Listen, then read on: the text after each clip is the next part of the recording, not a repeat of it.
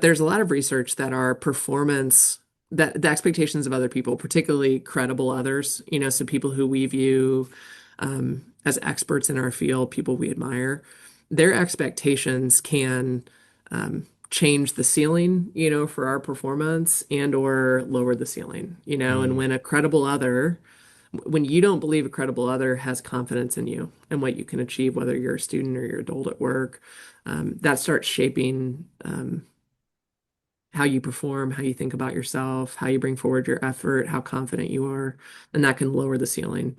But when a credible other sets a high ceiling for you and says, I believe that you are capable of much more even than maybe what you can do today, over time, that changes the performance and the outcomes of the people who benefit, from that high view.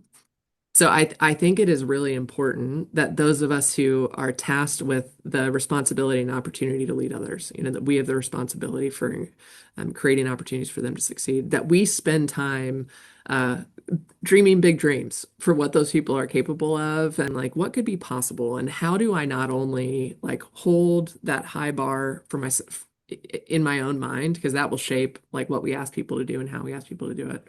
But then how do we also make sure that we are expressing to people in really clear ways what we believe that they're capable of?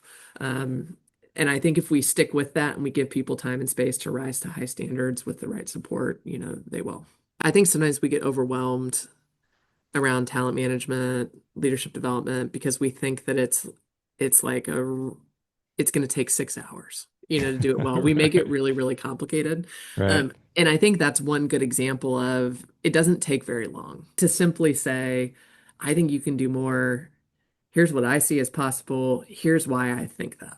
That Mm, would take 2 minutes. 2 minutes. So I think that's like one reflection is that is a really powerful move that doesn't take very much time. Mm, All it takes is for you to notice your people, notice their strengths, and spend a little time kind of thinking about what's possible for them. I do think we need to do a better job of separating markers of performance from markers of potential. Um, in the sense that a lot of times there may be somebody who in their current job is just doing okay.